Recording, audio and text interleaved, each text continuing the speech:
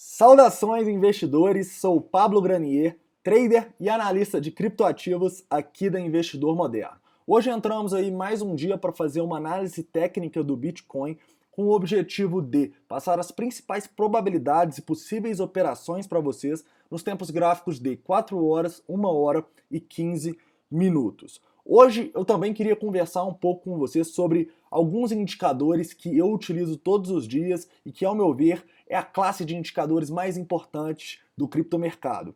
Alguém quer arriscar de quais indicadores eu estou falando?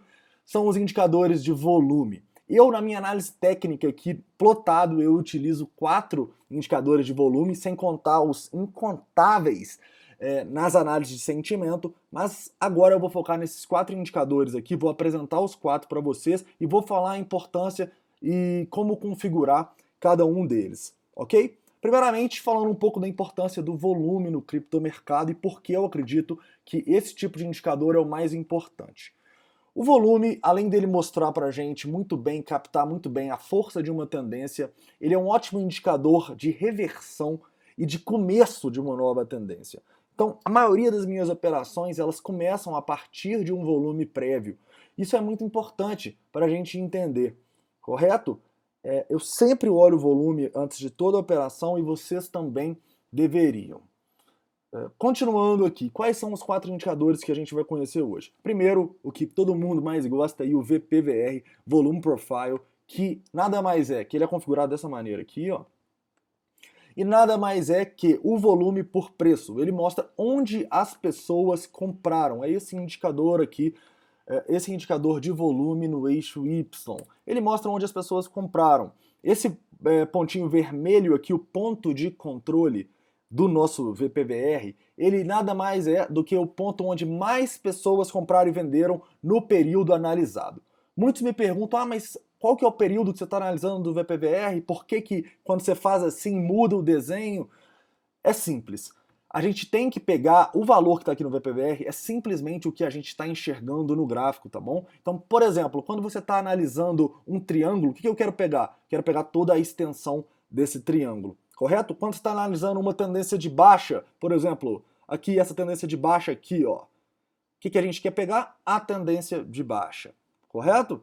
Então, o VPVR é assim, vamos falar muito mais dele no curso, é só uma introduçãozinha a cada um dos indicadores, tá bom? O indicador de volume que eu uso, todo mundo conhece o volume, né? Mas eu coloco a média de 20 períodos, que é essa que fica plotada branca aqui. A gente usa essa média para a gente ver quando um volume foi muito fora da curva, que são possíveis pontos de reversão, de possível começo de tendência, são pontos importantes, ok? Agora eu vou apresentar 2 indicadores que eu utilizo menos, mas que estão plotados no meu gráfico aqui. São esses 2 indicadores, eu acabei de postar script deles, então vocês podem pesquisar aí que vocês vão encontrá-los. Na verdade eu vou pesquisar aqui agora, para a gente configurar eles juntos. Pode pesquisar Belo Trade, são esses 2 aqui. Market Volume by Belo Trade, Volume Spikes by Belo Trade. Clica aí nos 2 e nós vamos configurá-los juntos, tá bom? E enquanto a gente vai configurando, vamos explicar para que cada um serve.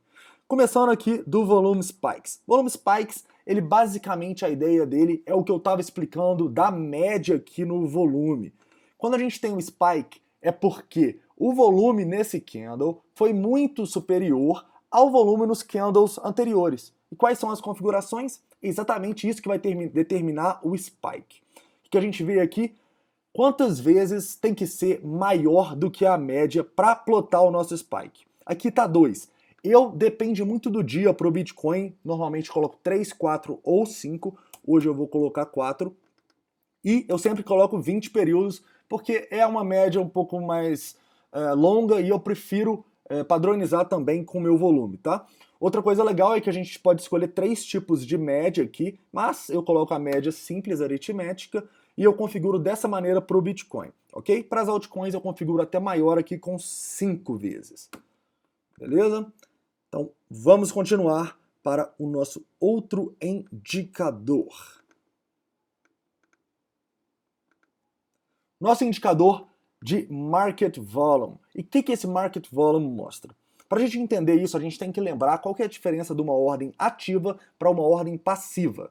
Muitos não sabem, mas existem várias exchanges Diferenças do preço quando você vai lá e executa no book ou quando você vai lá e é executado por alguém. Quando você executa no book, normalmente você paga mais caro e você está colocando uma ordem ativa. E quando você é executado no book, normalmente você está pagando mais barato e você está pagando mais barato, correto? Isso é muito importante, não só, esses dados aqui são muito importantes, não só para a gente enxergar quem que comprou e vendeu mais, mas para a gente entender um pouco da atuação das baleias no mercado. Esse indicador aqui, para nós, está configurado dessa maneira aqui. Isso aqui vai valer de pouco, igual vocês vão entender. Eu tiro tudo dele, tudo mesmo. Eu deixo somente o número de compra e venda que a gente tem. Eu ainda coloco ele com maior cor assim. O que isso está mostrando? Está mostrando quantas pessoas compraram Bitcoin a mercado, uma ordem ativa. Quantas pessoas foram lá no book e executaram o Bitcoin. Por exemplo, às 9 da manhã eu vejo aqui que 2,6 bilhões em Bitcoin foram comprados.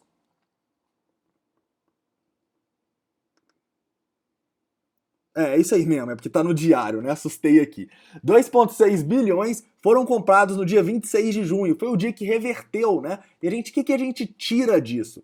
A gente tira que as baleias vendo que todas as sardinhas compraram no topo, elas vão fazer o preço cair. E, mas as baleias não compraram no topo, o que aconteceu? Uma coisa muito importante. Normalmente, as baleias não querem pagar as taxas de corretagem. Então, na maioria das vezes, elas usam de ordens passivas. As ordens ativas são mais os sardinhas que usam, beleza? Por isso que a gente fala que eles dão a liquidez para as baleias. Então, o que acontece aqui? Quando a gente vê muita gente comprando em topo ou muita gente vendendo no fundo, é um indicativo importante para a gente, tecnicamente falando, tá bom? Então, esses dois indicadores, eu super recomendo eles para vocês, tá? São indicadores muito bons e que eu utilizo todo dia aí para fazer os meus trades. Tranquilo, investidores? Então é isso. Depois eu explico melhor cada um desses indicadores aí no curso e à medida que a gente for aplicando eles aqui nas nossas análises diárias. Agora vamos aqui começar uma análise no 4 horas. O 4 horas, o Bitcoin está lutando pelo nosso triângulo simétrico, né? Eu ainda tenho uma esperança nos bulls, caso a gente consiga se manter acima dos 9.800, tá bom? A gente tem um suporte nos 9.800, que é onde a gente parou ontem, é onde tá a base aqui do nosso triângulo, e eu tenho uma última esperança também nos 9.500.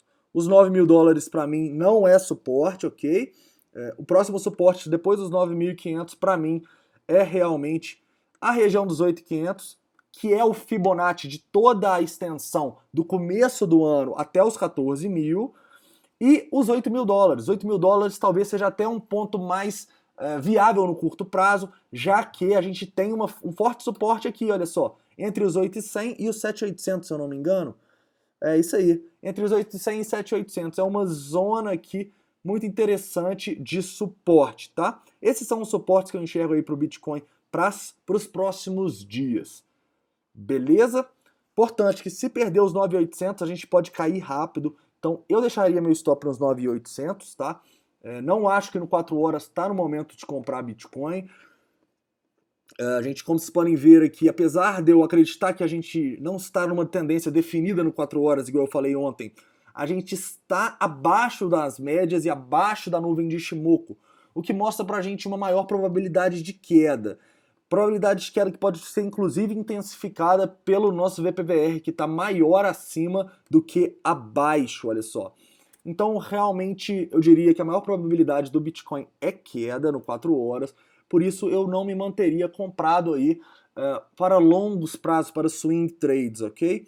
Eu diria que um short interessante seria se a gente perdesse os 9.800 e só pensaria em entrada mesmo se a gente, no 4 horas, tá difícil aqui de pensar em entrada, tá? Eu acho que seria ali nos 10.700, nos 10.700, que é um ponto de resistência importante no 4 horas, tranquilo? Mas dá pra gente fazer operações, em tempos gráficos menores. Por isso, vamos abaixar aqui para 1 hora e para 15 minutos. 1 hora a gente tá num ponto bem na média e bem na nuvem, né? Tá bem perigoso aqui. O que eu consigo enxergar de legal? Que a gente está saindo de uma resistência importante, olha só. A gente está saindo de uma resistência importante que pode virar um suporte. Numa hora eu vou desenhar outra resistência aqui na região dos 10.350, ok? Então vou também desenhar o Fibonacci aqui e ver que, nossa, certinho na região de 0,5, hein? Então 10.350 é uma ótima região aí para a gente sair do trade, por exemplo, se você tiver comprado esperando uma retraçãozinha, e também até os 10.500, que é a região de 0,618 ali, outra resistência. Essas são as 3 resistências que eu encontro aí para o Bitcoin no prazo de 1 hora, ok? Numa hora que eu enxerguei algo bem legal hoje, tá? Eu acho que a gente pode estar saindo desse triângulo aqui, ó, desse triângulo ascendente. A gente está em tendência de alta no 15 minutos, estamos com suporte aqui interessante no 15 minutos, olha só, e tanta resistência acima. Se a gente pegar aqui a nossa última tendência, né? Que a gente quer pegar no VPVR, a última tendência e o nosso dump, né? A gente vê aqui que a gente tem bastante suporte abaixo, estamos saindo dele, e eu gostaria de acreditar nessa nossa correção até a região dos 10.350, desde que a gente não perca a região dos 10.050, tá bom? 10.050 seria meu stop aqui de curto prazo para o Bitcoin, já que é uma linha de tendência aqui que a gente traçou no 15 minutos, vai ser abaixo da nossa média 72, bem na nossa nuvem de Shimoku, assim. Então eu realmente não gostaria de me manter comprado no Bitcoin caso ele perca aqui os 10.050. Eu tô comprado no Bitcoin, eu vou colocar meu stop nos 10.040 e meu alvo tá ali nos 10.350, tá bom? Uma operação bem arriscada, talvez mais seguro seja esperar o rompimento desse topo aqui nos 10.220, mas aí a sua relação risco-ganho vai pro brejo. Não recomendo essa operação aí para quem não é experiente, já que provavelmente a gente pode ter várias armadilhas para os dois lados aqui. Não enxergo como sendo tão fácil assim a vida do Bitcoin nas próximas horas, ok? Então é isso, investidores. Mercado extremamente confuso, apontando diferentes direções nos tempos gráficos, né? 1 hora para baixo, 4 horas mais para baixo, 15 minutos querendo dar uma respirada. Então, pontos assim são pontos onde você tem que ter uma estratégia prévia, tem que ter o stop definido e não pode entrar na operação AUE, vou comprar porque vai subir e foda-se o stop. Não. A gente tem que estar muito bem preparado para essas operações quando os tempos gráficos ficam assim, tá bom? Então é isso, investidores. Espero que vocês tenham gostado aí da análise, espero que vocês tenham gostado dos indicadores de volume. Caso algum não tenha ficado tão claro, vocês deixam aí nos comentários que na próxima live eu explico melhor cada um deles, tá bom? O objetivo aqui foi só introduzir eles para vocês mesmo, porque a gente vai falar muito deles nas próximas análises e vocês vão aprendendo melhor com o tempo. Tranquilo? Então é isso, um forte abraço, não esquece de deixar o like aí, se inscrever no canal caso não seja inscrito e até amanhã!